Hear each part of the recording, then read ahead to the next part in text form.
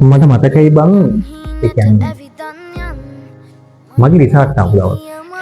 ඒ කියන්නේ බං මේ හරියටම 2023 සැප්තැම්බර් 4 මට මතක විදියට ඒක හොඳ හවසක්.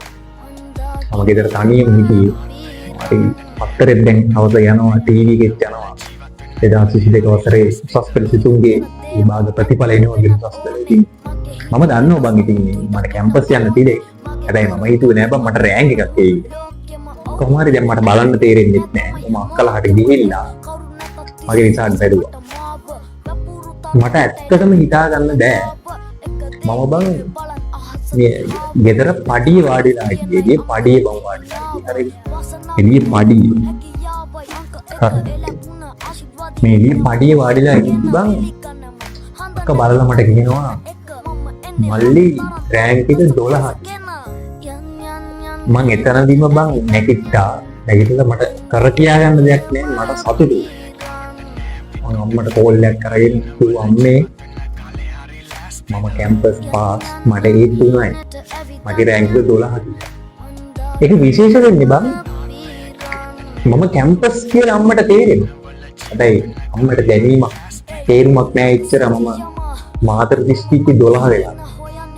පස්සේ මම අම්ම ඊළඟ දවසේ ගෙදර ආයි. එද්දී මම අම්මයි තාත්තයි වාඩි කරගෙන කිව්වා අම්මේ ලංකාවෙම ලක්ෂ ගාණක් ලිව්වාට වලින් මාතරේ 10000ක් විතර ලියන්නේ නැති ඒ 10000න් අම්මේ මම මාතර දිස්ත්‍රික්කේ 12 ඒලා ඉබන් අම්මගේ මූණේ තනිකර තිබ්බේ ඒ ඇඬුව බං. කියන්නේ ඒ තනිකර සතුට නන මම දැකලා නැහැ තාත්තා කවදාවත් මම දැකලා තියෙනවා අම්මට. හැබැයි මම කවදාවත් දැකලා නැහැ තාත්තා. ඉතින් මගේ මම උපරිම සතුට දුන්නා. මගේ අම්මට ගත්තට දෙන්න පුළුවන් උපරිම සතුට දුන්නා.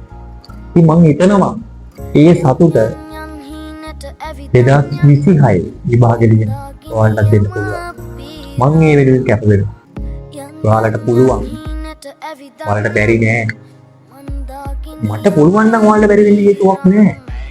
මොකද සිංහලෙන් කියන්නේ මේ විභාගය.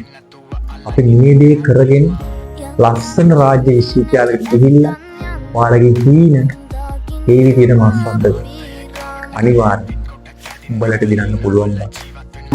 යන් හීනට ඇවිදන් යන් මන්දාකිනියම පීරන් රැකින් එකයි තමත් අත්හරින්න නැතුව අල්ලන් ඉන්නේ දැටින් යන් හීනට ඇවිදන් යන් මන්දාකිනියම පීරන් කොටක් සැදින්න කහින වල ජීවත් වෙන්න කාලේ හරි ලෑස්තිද හීන කියන දේවල් ඇත්ත වෙනත් ඕනේ